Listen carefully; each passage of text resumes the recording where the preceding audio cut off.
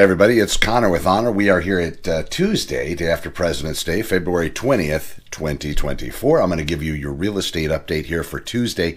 We did talk about what was happening in the market yesterday, covering real estate inventory as I always do, and that's really a critical point for both the sellers and the buyers of the world because they want to find out where the market is in case they're considering making some kind of a move.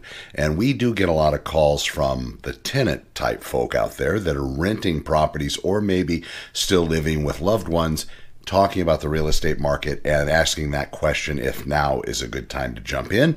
I'll cover that in just a moment, but let's talk about inventory.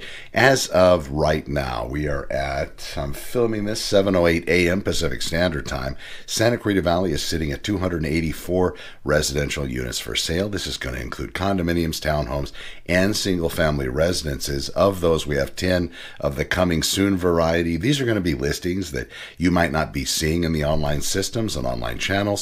The best way to get those is, of course, hit up your local agent and say, hey, listen, Jack, well, if his name's Jack, put me on a search and then give me a search with these criteria, and you'll then be able to see those coming soon listings. But without doing that, unfortunately, a lot of the systems out there aren't going to be able to grab those. That's kind of that Board of Realtors thing. But you'll be able to see those, and right now, like I said, we have 10. The advantage of seeing those prior to is maybe to make better decisions as to when they do become available to be seen. In addition, for my clients, I have been fortunate in the way with my relationships out here, I've been able to make phone calls and actually get my clients in early. Now, is that going to make the difference between you and somebody else?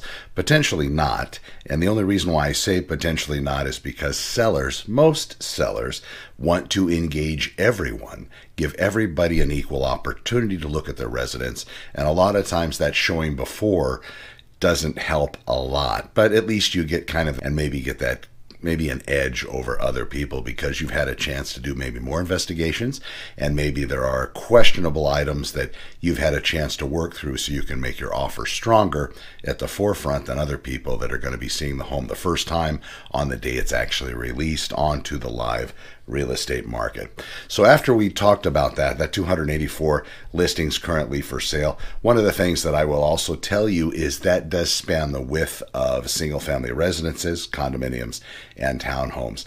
In the real estate news, as we've been monitoring, interest rates is always a big topic, and people have talked about that, I think, since the beginning, since they started charging points and interest for mortgage loans on residential real estate, which is way before my time. But right now with the interest rates, if you're a buyer out there looking at those, we're seeing them somewhere in the neighborhood of 6s and maybe low 7s. I do see some high 5s out there being quoted to people.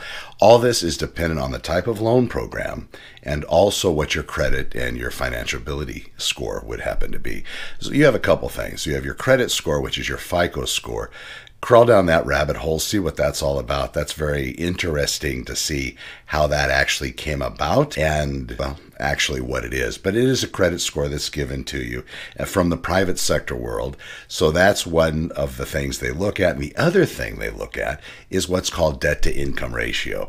So if you make $80,000 a year and you have $65,000 a year going out to bills, car payments, and rent and all this other fancy stuff, well, maybe car payments, credit cards, maybe not rent. Rent would probably come back into your mortgage when you purchase real estate to allow you to become financeable. But if you did have 65% just eaten up in bills of, the very high debt to income ratio, and that's going to impact your ability to purchase real estate in a great way versus somebody that doesn't have many bills at all and they're making that $80,000 and maybe buying a lot of dinners and taking some trips to Disneyland, but nothing is being accumulated on credit cards. So you don't have that high debt, and maybe you're driving a modest vehicle instead of the top-end Maserati or whatever else is out there, and very, very expensive. But you do see those folks, the mom and dad, and they have those fantastic cars, and that's wonderful. That's a different kind of a lifestyle, and probably, unless they make the income, probably not conducive to being able to qualify and purchase real estate. Just throw that into your brain bucket for a while and chew on it. At the end of it, you need to come into this, if you are looking to purchase real estate, you need to find out your whys. And a lot of people say, well, it's just good to own real estate. And I get that, but you need to break it down financially to make sure if it's a step that you're ready to make. Also, the affordability of the property isn't just that list price. You're going to want to look at if there's extra taxes in the form of Mello-Roos. We have those in Santa Clarita Valley and other areas here in Southern California. Basically, instead of paying our normal tax base in Los Angeles County, for example, where we're located at 1.25% or thereabouts, up and down depending on the area when the home's built. But on top of that, there are these other taxes called Mello-Roos, which basically pay for other infrastructure items. You have your public safety, you have schools, you have potential lighting, street repair, street maintenance, those sorts of things. And in some cases, that amount can be quite high. In fact, I've seen it almost double in the form of property taxes. That gets factored into your ability to qualify for residential real estate. Also, if it has a massive homeowners association fee every month, that homeowners association fee, well, massive or not, it's also including, and it cuts away from your ability to pay for the entire property. It actually pulls away from your ability to purchase the residence, cuts into that financial ability. So if you have a house without a homeowners association, that is going to give you a higher qualification amount than one that has it. So maybe you qualify at $800,000 without a homeowners association, but it's got $100 a month. You might only qualify for a $750,000 residence with a $100 a month HOA. And then if it has Mello-Roos and taxes, you might only qualify at $675,000 if that makes sense, because you have these other fees coming out. So the question comes in, and I get asked, and this is our Tickle Tuesdays broadcast, excuse the frog in there, is now a good time to buy? You have to sit down with you and those of you that you trust most, and I preface that with trust most because sometimes people aren't happy about your happiness. So get those people and get those out of your life. Then find the ones that really do support you and really care about what you're looking to do, and then have that discussion with them. Hopefully, they'll be advisors that have done what you're about to do and give you good advice, and instead of trying to gloat or throw their ego around and show how fantastically smart they are and smarter than everybody else. But these are people that really want to help you. So you sit down and you ask them what they think about the current market. I'll tell you this, and this is what I know. I've been selling real estate out here in Santa Clarita Valley since 1998. Right now, the market is very tight. Very few listings are on the market, creating what we've had for quite a while now, several years, it being a seller-dominated market, meaning there's very few listings, a very high buyer drive, so the buyers are going into properties, approaching sellers, writing offers in multiple offer situations where you have other buyers that want the same residence, condominium, or townhome. They all try to compete against each other. That is keeping the market very, very full as far as value goes. So we see property prices increasing, and they have been for the last few years. However, we do see that slowing down just a little bit because of interest rates. If interest rates are to come down just a little bit more, maybe into the fives, solid fives for almost everybody trying to get financing, what that's going to do is that's really going to kick the market off and create an even higher buyer demand, and we're not going to see the market replenished with a lot of listings because those sellers out there that are holding on to real estate are holding on because they have a very low interest rate. They're sitting at 2s and 3s where they financed a while back. The issue is they are wearing something called golden handcuffs, and they're not going to want to depart from that mortgage rate. Some options for buyers, and I've seen this done, and I'm watching as this trend continues, where you have people that have a particularly low mortgage, but that mortgage is transferable.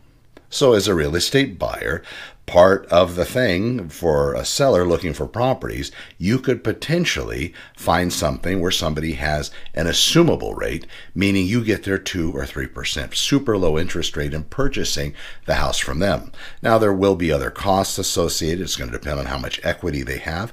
And then if you're going to be able to financially assume that loan, but there are loan types that allow that to happen, something to ask your agent about. And if you don't have one, I'm Connor with Honor. Reach out to me and I'll help you through that process. It's not pie in the sky, but it is difficult and it's rare and it's not super plentiful out there as far as those types of mortgages, and even the research is a little daunting. But if you have somebody on your side, that's definitely a conversation to strike up.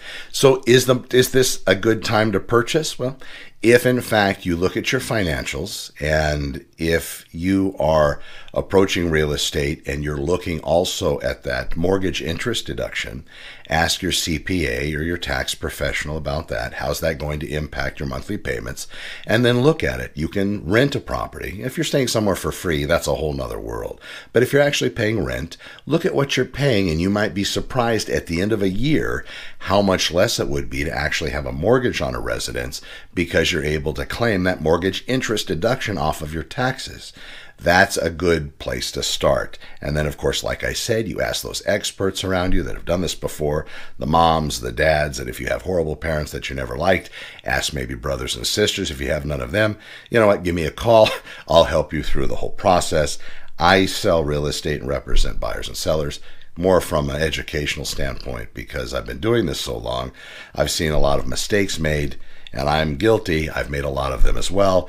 Having a trial by fire in the business doesn't hurt. It actually helps. So I will explain all of the situations possible and get you to a good place as far as whether you should, shouldn't, and then we'll take the next steps from there. This has been your real estate update. We are at Tuesday, of course, day after President's Day. I'm Connor with Honor. When you're ready to reach out, you can visit me online at connorwithhonor.com.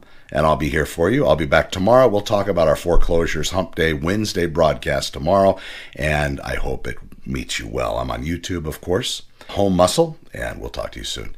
Over and out.